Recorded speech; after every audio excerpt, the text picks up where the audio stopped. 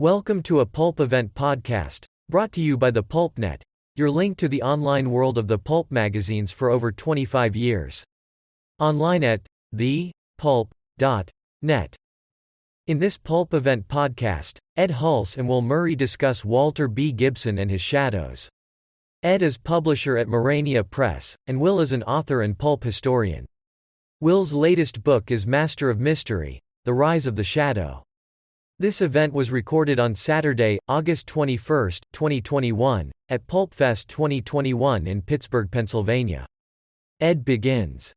Well, just by a comment to open up, so many of our favorite pulp writers died long before they realized that people like us, decades later, would be feverishly collecting and reading and analyzing and appreciate their work. I mean, think of some of the biggies. Max Brand died as a war correspondent in World War II, and decades later there was still an active Max Brand fandom, and his hardcover publisher was issuing books, reprinting his pulp stories long after he passed away. Brand had absolutely no idea that he would have such a dedicated fan following, including people like our own Daryl Richardson, who was one of the early PulpFest regulars. Somebody like H. Bedford Jones, who at one time was considered the king of the pulps, died in 1949, again having no idea that there would be people collecting his magazines and paying incredible sums of money for his rarest hardcover books. But Walter Gibson, who wrote The Shadow, was one of the lucky ones because he was alive and was very much aware and very much appreciative of the fans who had come to love The Shadow and collect and read and analyze the Shadow stories, just as other people did of their favorite authors. And we're extremely fortunate that Walter was not only appreciative, but since he had such a personal connection to The Shadow, to the work that he had done, which will talk about, he was incredibly generous in sharing his reminiscences, his work methods, and I think that it's safe to say that he loved the attention that he got and the recognition that he got from fandom. Will and I both met Walter at the same convention, a 1974 comic book convention in New York City, where Walter was asked to be one of the guests. I talked to Walter once after that at another convention. Will developed a relationship with him. And let's start there, Will. After you met Walter at that 1974 convention and talked to him, how did you turn that meeting into a relationship? I wish I could remember. I do know that within a year or approximately a year of that first meeting, he was a guest of honor at PulpCon. I don't think I had anything to do with that, but so I saw him again. And when I first met him, I handed him my copy of Duende #1, which had the Graves Gladney interview. And of course, it had an article on Lester Dent, and he knew Dent. And it was a pretty professional magazine for its time. So that was my entree. Someone later showed me a transcript of an interview they did with Walter talking about the people he's met in the conventions. And he said that of all the people writing about the pulps, Will Murray seems to be the most competent, which is a good compliment for that time because I was pretty young. I didn't hear about it for years. So somewhere in the course of his PulpCon convention appearances, which John Nanovic, his editor, was at, somehow I got his phone number. He gave me his phone number. I may have been talking about doing the Duende History of the Shadow at that point, and he was supportive of that. But I don't remember how that chain of I met him at a convention became I have his phone number, and we talk fairly regularly. Tony Tolan may have been part of that because he knew Walter, although he may have only met him at the same time we did approximately. His connection was pretty good too. So somewhere in that nexus of the 2 or 3 convention appearances he made in the 70s, I think he was at PulpCon in 75 or 6, and then again in 79. And Nanovic was at one of those, if not both of them. Nanovic was at the Cherry Hill PulpCon, and I think Walter was there too. So I think he made 3 PulpCon appearances. Mm-hmm. So, and there were some other conventions I saw him at. So we established a rapport, and my sincerity and my questions were probing, and they were intelligent questions, and not just, how come the Shadow had 2 guns, and why did he wear that hat, stuff like that. So somehow it evolved, and I think also because I became involved a little bit with Steranko's Secret Society, Shadow Secret Society, there was a nexus there. So they kind of accepted me as a young but serious researcher. And I remember when my Duende turned into the 20 Years of the Shadow, Walter was very supportive in terms of fielding my questions over the phone and giving me insights and guidance on, well, this wasn't important, but this is, and this is why we did this, and he answered a million questions. I wish I had those phone calls on tape because I probably didn't remember a lot of the stuff. And I was asking really nuts and bolts questions. So somehow it evolved, and I can't really remember as I said, I can't remember the chain of events. I just remember that it happened fairly quickly. Yeah. Within a year or so of meeting him. My impression of Walter during our brief meetings, I was struck by how ebullient he was, and even at his age, and I guess he would have been in his late 70s in 1974, the zest that he had for life and the enthusiasm that where it would have been easy for him to say, yeah, I spent all these years grinding this crap out, and I was just doing it for the money. But the enthusiasm that he had and the deep personal affection he had for his own creation as if it were part of him. When did you get the impression, when did you realize this is a guy that we can really get a lot of information out of? I think in the beginning, because it's an embarrassing story for me, but the first time I actually met him, I was in line for the autograph thing before his panel, and I had my tape recorder, and I started asking him questions on tape in the line with people backing up behind me, and I was young, and I was not sensing the time going by, but I had some key questions to ask him, and at one point Stryker said, why don't you join our panel, and we can continue this. So, okay, we did that. So I was on my first panel with Walter and Steranko, and I hardly contributed to it, as I recall, because Walter had a lot to say and didn't need a lot of prompting. And then we did something else where I got more time with him. So I realized very immediately that if you asked him a question, he usually had an answer. He may not have as clear an answer as you might want, but he did have an answer, and there was thinking behind his answers. And he had a good memory. He had an excellent memory for his age, or any age. Because, a lot of people, including myself, you write a book, and 3 years later, you go back to it, and a lot of it surprises you, because you wrote it in that time, in that trance of that time, and you didn't look back. So he was a fountainhead of anecdotes and stories, and even to this day, I think back of questions I wish I had asked. For example? Well, in the early Shadows, there was a mail drop in an office building with the name B. Jonas on it. And it's like, well, what's the significance of that, if anything? And, some of them, why the Cobalt Club? Why that color? And I figured it out after a long time. There was a Yale club, there is in New York City, and its flag was the Yale color, which is cobalt blue. So that means Lamont Cranston is a Yale man. Okay? And that is so simple. And he could have told me that very quickly. And I didn't think to ask, because I thought he made it up on a whole cloth, because the name seems a little exotic. Mm-hmm. But no, it's the Yale Club under the colors of the school color, an unusual blue. And then there was,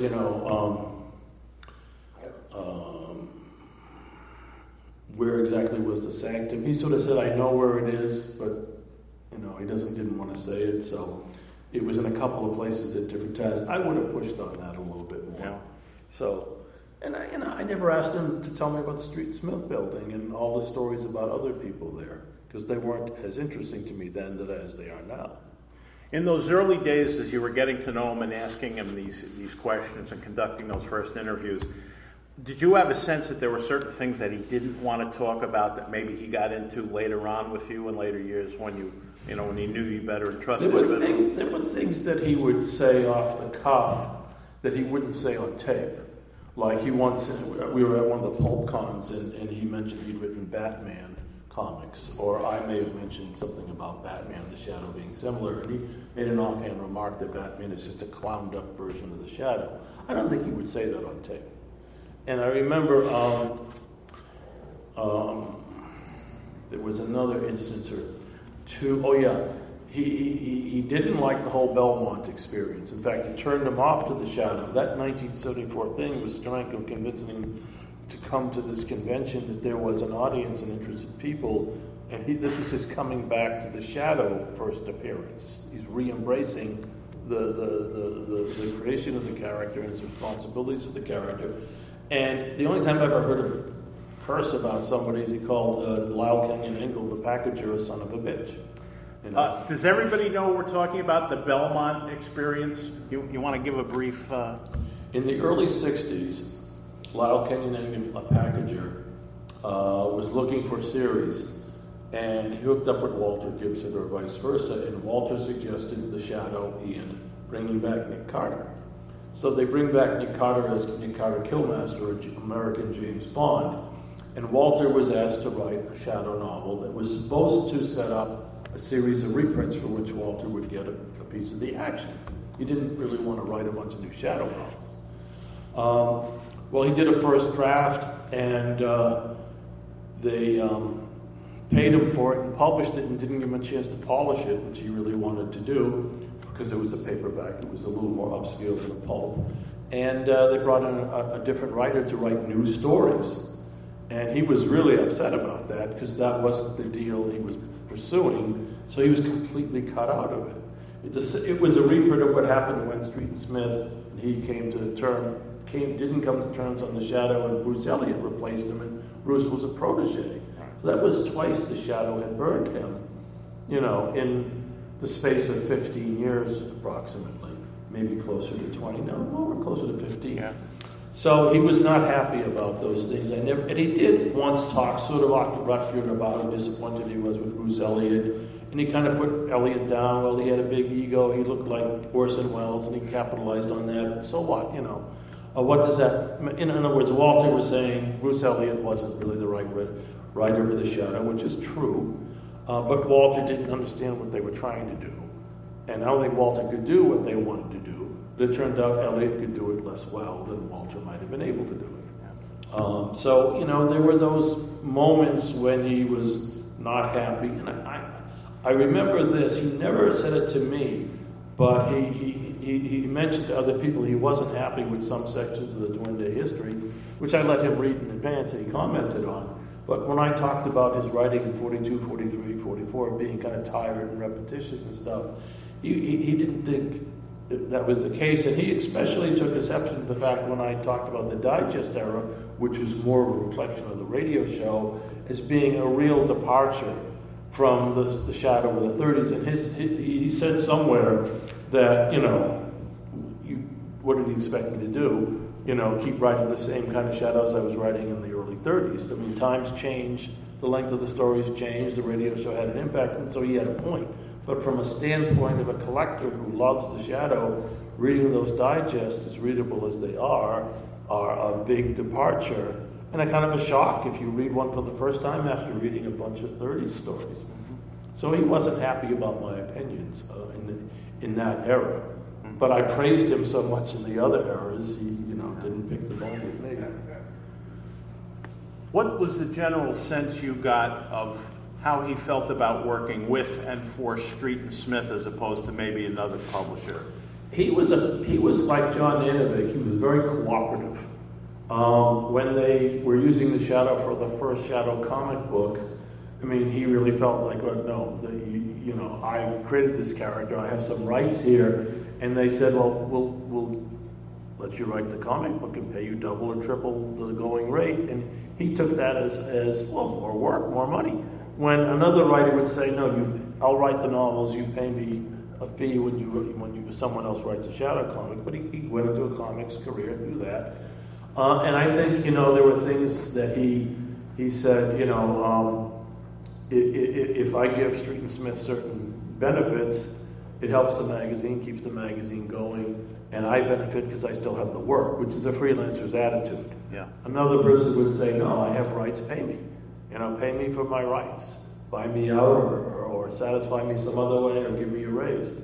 And I think that worked well for 15 years, but when new management came in and they started pressuring him to do a completely different shadow than he was comfortable with, they really, when they tried to get him to sign a contract that said Street and Smith created the shadow, that was too much for him. He built it out of a laugh and a personality. So he got burnt. And I think after that, he never felt the same about Street and Smith. Justifiably so. They should have worked with him cooperatively. And he was going to sue them. And maybe he did. I don't know what happened. We never got into that. But I don't know what happened as a result. But he was upset because he felt as long as the Shadow magazine was being published, he should be the main writer. And he was okay with Ted Tinsley coming in. And when they wanted Margot Lane in the stories, I know he wasn't happy. I could tell from some of his offhand comments, but he also said, it was probably for the best, because the radio show helped sustain the magazine, which helped sustain me. Mm-hmm. So, he would confide in things that weren't, he was still very reserved about that stuff. He didn't like to badmouth people, but he could, but he would do it in a very genteel way. Yeah. So I should mention at this point, I was remiss in introducing Will. I forgot to mention that his interviews with Walter, including that conversation from that fateful 1974 comic convention panel, are now in a terrific new book that he's been selling and signing here at the convention called Masters of Mystery, which I urge you to get. Now, a lot of this material appeared in fanzines, but now, if you don't have them, those fanzines are not the easiest to get, and you have all this material between two covers. So I think you probably still have copies left. No, I sold out yesterday. He sold out. Well, you're out of luck. And also, I'm not set up tomorrow. I'm flying out early in the morning, so I won't have anything available. Okay. Sorry. But it's on Amazon. It's called Master of Mystery, The Rise of the Shadow.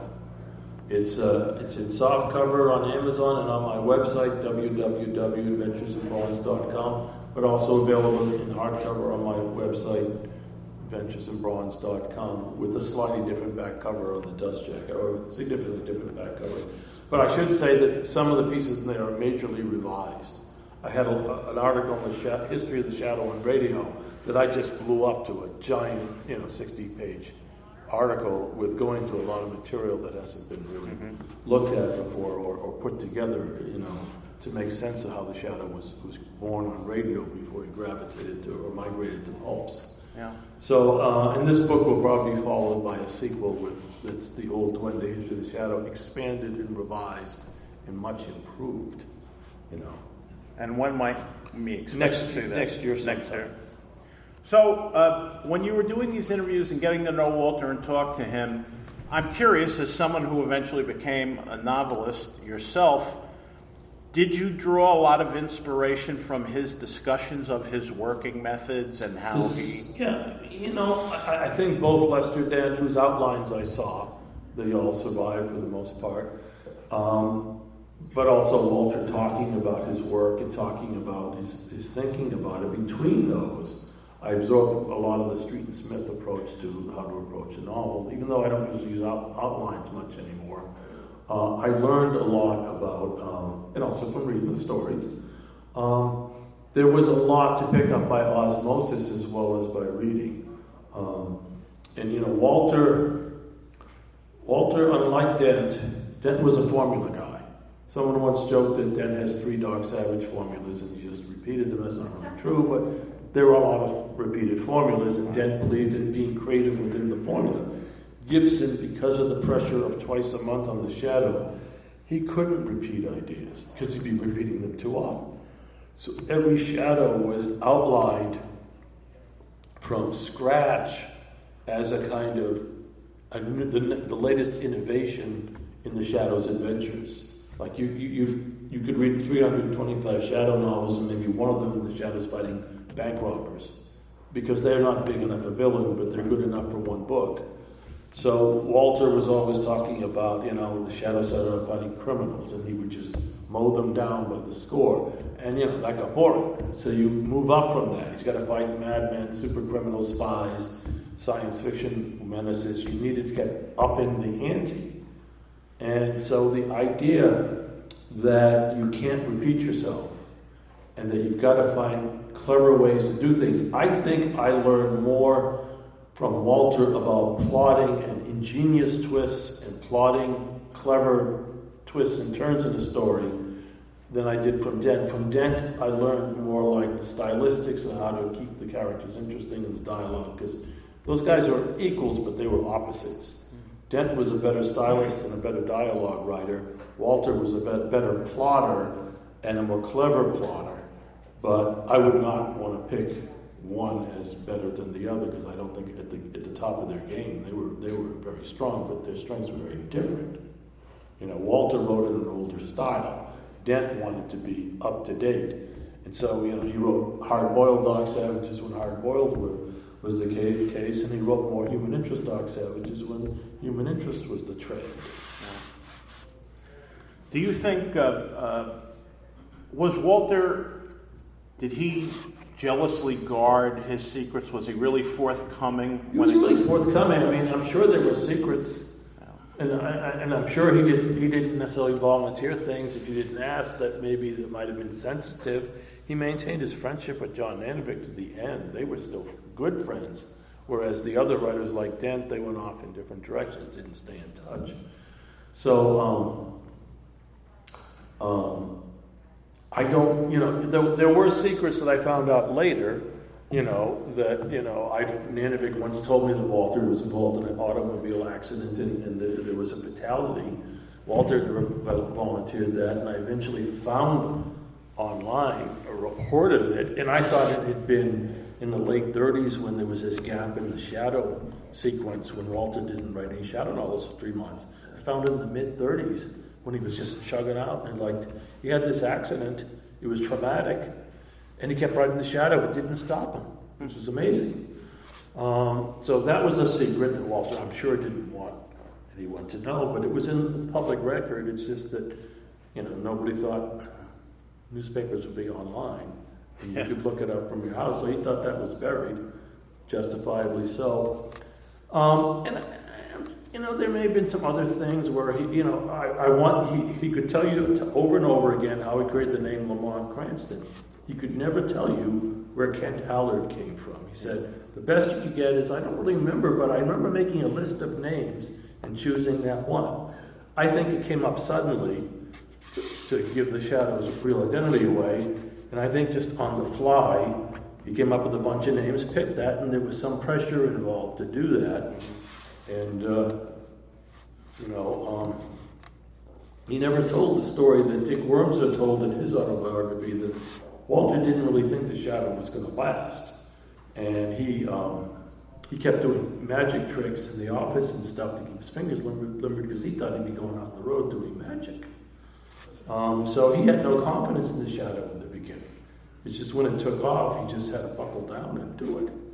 And even then, he once told me that Street and Smith thought the Shadow would probably go 5-6 years tops, but maybe only 3. I don't remember the exact number, but it was some relatively small span of time. They figured the radio show would peter out. The magazine would peter out, especially at twice a month.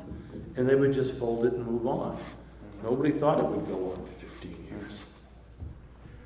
You mentioned Ken Allard, and of course all of us who are Shadow fans know that that's a turning point in the series, in the novel The Shadow Unmasked, where we find out that the Shadow, whose true identity we have not known up to this point, we've only known that he most frequently impersonates Lamont Cranston and other people, less occasionally. We find out that Ken Allard, this World War I aviator, is the true identity. I'm wondering how Walter felt about that revelation. Did he tell you, did he think that it would lessen the mystery, lessen the enigma or the romance of the shadow? I don't think he was as concerned about that, because I think one of the problems is he used to use the phrase keeping ahead of the readers, keep the readers interested. He'd always come up with new gimmicks, new plots, twists on plots.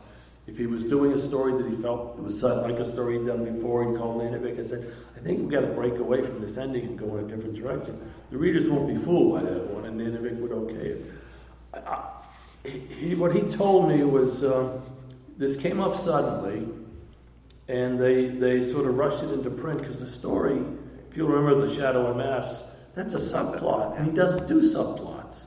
It's a typical story with this element in it, and I think that this was just an editorial suggestion. Now it's time, and he was very responsive to, because he worked well with Nanovic. If somebody said it's time to do it, it's like, okay, we're doing it. And he immediately made sure Cranston was still an active character as an alias in the series. But I think the pressure of the radio show, which was just premiering at that time, pushed Allard off. And it's the same with Margot Lane. I think he, to some degree, reluctantly went on with things, or agreed to do things with some reservations. But I don't think he was an arguing type. I don't think he would say, maybe this isn't the time. If you're 6 years in the series and it's time to inject it with new energy and revealing who the shadow is, I think he understood that. Yeah, maybe it's now or never, because you don't know how long. We see this string of magazines coming out. You don't know that there are periods where they were thinking of canceling it, or at least replacing it with something else. Let's drop the shadow to once a month and bring in something else. Put our resources there, because this can't go on forever, and we don't want to be caught short. But the radio show with Orson Welles came in 1937, injected new life. Suddenly there's a movie, there's a newspaper strip, there's a comic book. Shadows everywhere. Shadows as popular as Superman, who was brand new at that time. So I think just Walter held on and did the best he could until Bruce Elliott came along. There was a letter that Doug Ellis shared with people where Walter was getting into writing comics, and it was easy money, easy work. And Jack Binder, or Otto Binder, I think it was, the writer, science fiction writer, wrote to someone else, I was talking to Walter Gibson, he's thinking of dropping his pulp work and just doing comics, because it's just easier, more money, it's not as rigorous. And, that shocked me, because, I would think you would want to hold on to that, but, Walter also liked to write for radio, but it wasn't as lucrative or as guaranteed, but he still did it.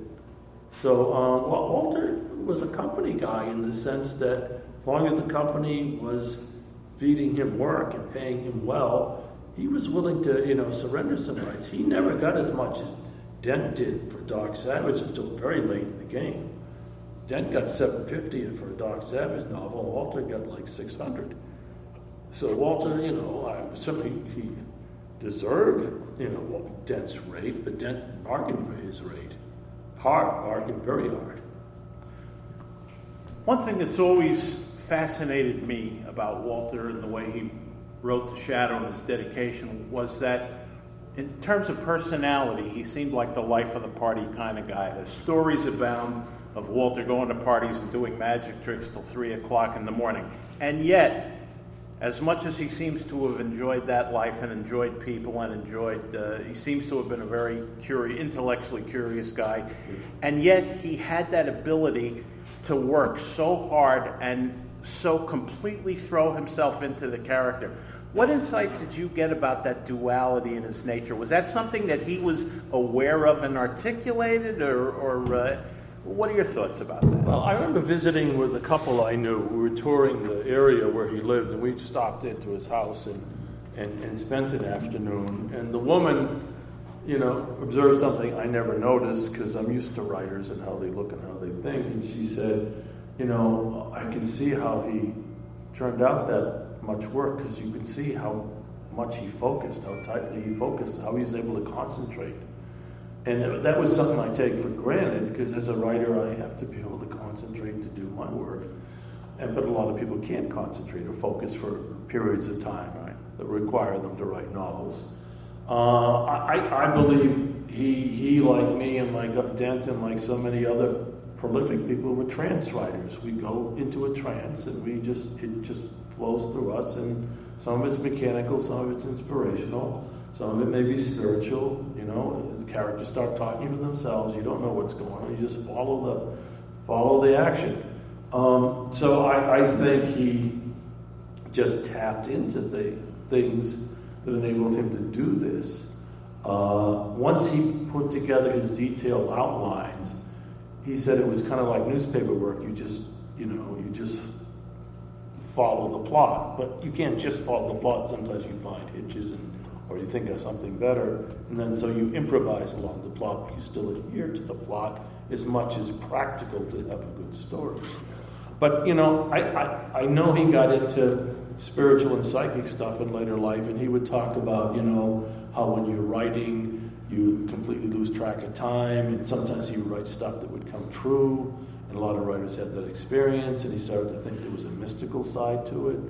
And there's a famous story that goes to Gay Street. The last apartment he wrote in, when he wrote The Shadow, years later people would see a phantom figure in a tuxedo with sparkling eyes walking around, and he got convinced it was a tulpa, which is this artificially created semi-physical being who is a thought projection of something that Tibetans believe is possible, when it could simply be an ordinary ghost. Yeah. Or nothing. But whatever it was an apparition as reported, and he connected it to The Shadow because he wrote the last Shadow novels there. I would look at it and say, well, maybe there's just a coincidence of dress around the two characters. Yeah. And maybe, you know, that's as far as it goes, but I don't know. Yeah. But he got very interested in the weirdness of being a writer and in the weirdness of being a person such as himself, because magicians are normally skeptical, but he always had psychic experiences and weird coincidences, and he would tell you those. When I first interviewed him, he told me as many weird stories as he told me shadow stories. You know, it was on his mind. Or maybe he just recognized in me as someone who would be open to hearing that. I don't know. He didn't know me, but he started telling these stories. When you read Master of Mystery, and you all should, you'll see the tremendous wealth of information that Will elicited from Walter over the many years. I'm wondering, did he ever make it clear to you or even hint at areas in which he would have liked to take the Shadow but never did for one reason or another? You know, that is one area where I thought he deflected a lot. Because when I talked to him about things like that, or hinted that, you know, the Margot Lane direction was a little deflating for a character who was as powerful, he would talk about, and I think justifiably, when the times changed, the editor would want a new direction. And Ninovic said all these characters that went a long time, the flavor or tone of the stories would change because the public would want a different type of style story. When the hard-boiled stuff went out, you had to substitute. And sometimes you brought in humor, and sometimes you brought in human interest, or both.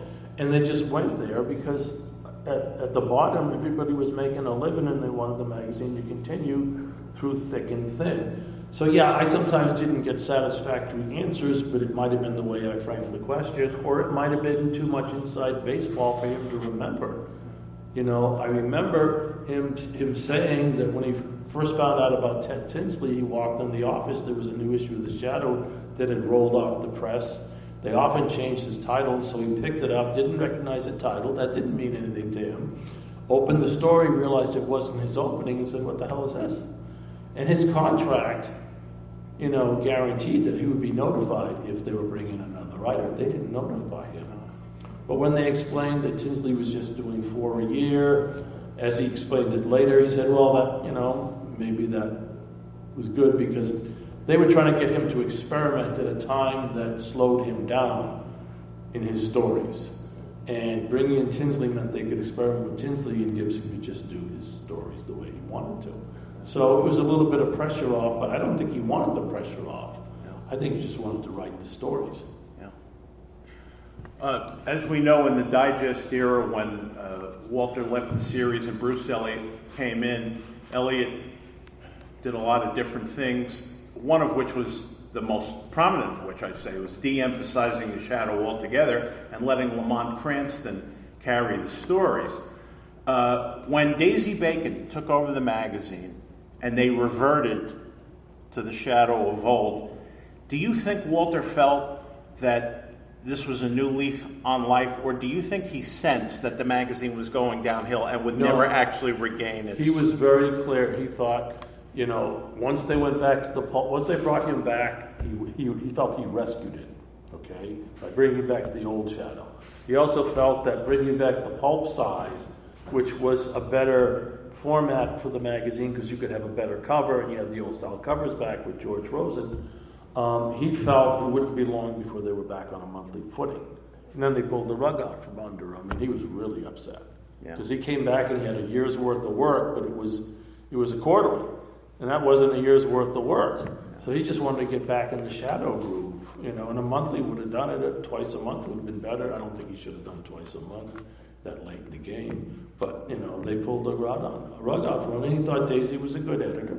She read a lot of, Sherlock Holmes and stuff. She knew what she was doing. And she basically said, write him the way you always have. So there was, to him, having a congenial editor meant he writes a plot, they approve it, he goes home, he writes a book, he turns it in, he gets a check, he goes on to the next one. That's what he wanted. He got habituated to being a writing robot, a creative writing robot. So, yeah, he thought the shadow, because it was still on the air, on radio. Yeah. So he thought the shadow would basically be back in the black, and it wasn't. We want to have a few minutes for questions. So to wrap up this part of it, Will, what are your final thoughts about Walter Gibson, the man? How you felt after developing this relationship with him, getting your own questions answered, but getting to know somebody in the process? What was your ultimate impression of Walter, the kind of guy he was? Well, he was always, he was always talking about his autobiography, but even though he planned to do that, he was very free in telling me or answering the questions I asked. He may not have volunteered certain things, but I remember him once telling me a very personal story about his first wife running off with the town dentist, and he said, I didn't mind that so much, but they lived in the same town as me, and that was embarrassing. Well, most people wouldn't tell that story on themselves. So he I think he trusted me. I think he liked me. I think he didn't like some of my opinions of things, but who does, like everybody's opinions of things. But he was always willing to answer the phone. And I bought the last shadow story he ever wrote from my book, and he was very professional about that. He turned it in with a title, without a title, let me title it. And this is Blackmail Bay? Yeah, Blackmail Bay. He came in without a title. I thought he was a very friendly, polite, frank, but somewhat reserved, or frank for his era, type of person. He didn't hold back, I don't think, very much. And he respected my questions, he respected my friendship, and he understood that I was writing, as I said earlier, writing sincerely about this stuff, and cared about it. And I was quite a bit younger than him. So, he was, for a guy who traveled a lot, knew the great magicians, had a whole career in magic, he took me and people like me seriously. I think it was a kind of resurrection of his shadow identity to discover he could go to conventions and people liked and was interested in his stuff. And a generation that was far removed from the generation that read the Shadow magazine found it still compelling reading. And so I think he just loved that. I think he had a big ego. And I remember a story I heard that I wasn't present at. He was at the San Diego Con. And Mrs. Dent, Lester Dent's widow, was there. And he was there. And they both gave talks. And Mrs. Dent was given an Inkpot Award on behalf of Lester Dent, who passed away before. And people in the audience thought Walter looked a little put out by that because she was just the wife of Lester Dent, and he thought the Shadow was the great pulp character, but Doc Savage was actually more popular in the long run, and I think that probably bothered him because he was on the top of the heap. The Shadow was a multimedia character. Doc Savage was great in books and magazines, but never gravitated to any greater public recognition. So that bothered him. Well, with that, let's open it up for just a few questions. Let me call on you, raise your hand, and please stand up and articulate your question clearly so we can all hear it. Rich in the back. The Shadow radio program debuted in September of '37, and in the series, the Shadow was Lamont Cranston. I always wondered, was the Shadow unmasked a preemptive attempt to assert that the Shadow was not Cranston, but that was just an alias? I suspected that. I never got a straight answer out of Walter if I asked a straight question, but I suspected they knew the radio show was on the horizon. They may not have known what it would entail, but I think they understood they needed to clarify this identity so the radio show could get it right. So I think that's probably the likeliest possibility, because it seemed to be done in a big rush, and they brought out that story fairly quickly too. They didn't sit on it the usual 6 months. Yeah. Michelle? Did Walter get upset when Street and Smith abandoned their comic line in 1949, including The Shadow?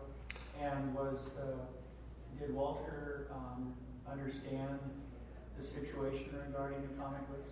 I don't think he was writing for the Street and Smith comics that late. I think when he left, he told me, I tried to pin him down, when he left the Shadow Pulp, I think he was still writing the comic for a little while. It's a different editor, but then he stopped that, or they froze him out of that too. So I think he didn't care about the comic at that point from the standpoint as he wasn't involved.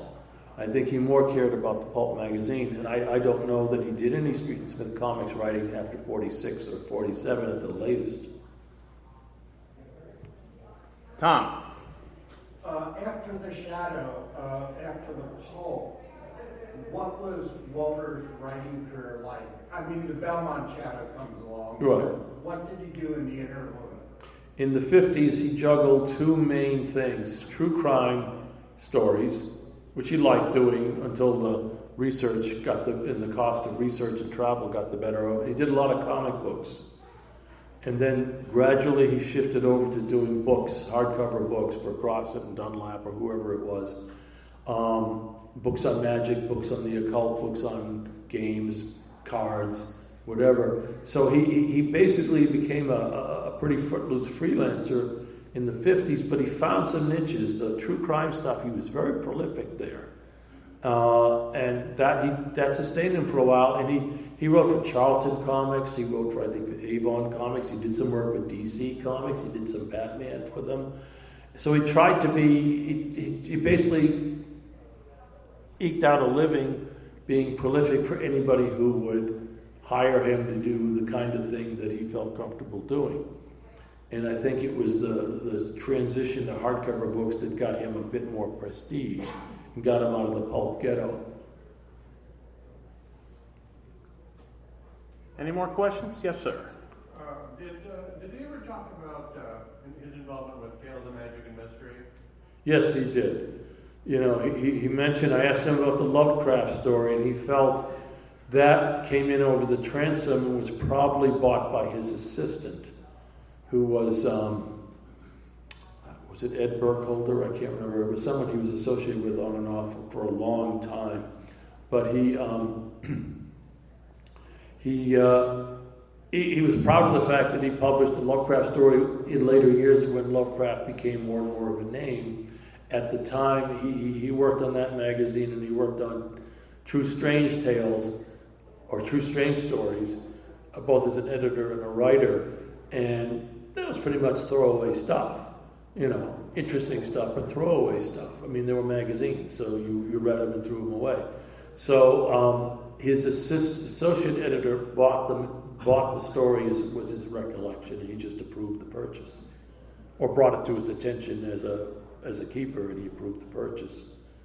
And of course, Gibson knew Houdini and Lovecraft knew Houdini, and they had that nexus, but they didn't have it at the same time in the same way. So that was an interesting three-way connection. We got time for one more question. David.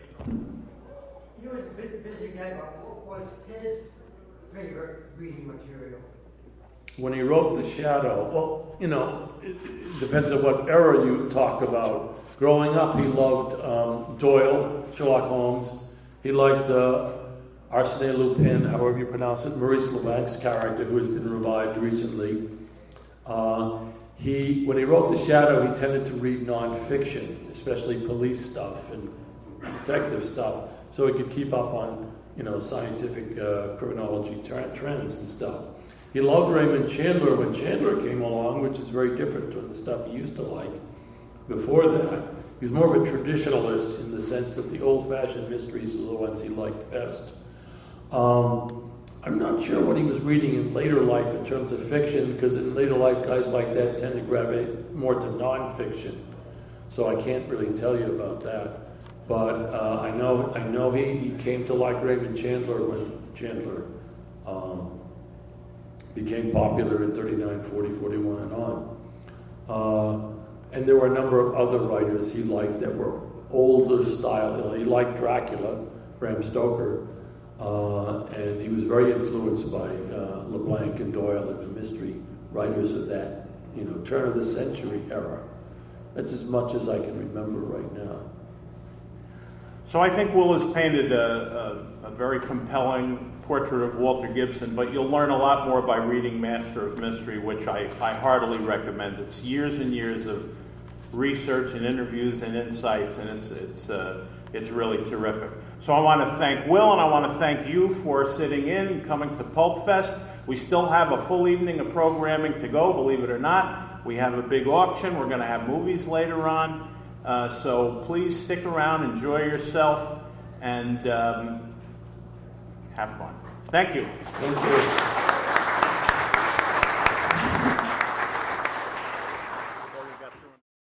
You've been listening to a Pulp Event podcast, brought to you by the PulpNet, your link to the online world of the pulp magazines for over 25 years. Please visit us online at thepulp.net. Also, look for the PulpNet on Facebook and on Twitter. Thank you for listening, and keep reading the pulps. The Pulp Event podcast is copyright 2021.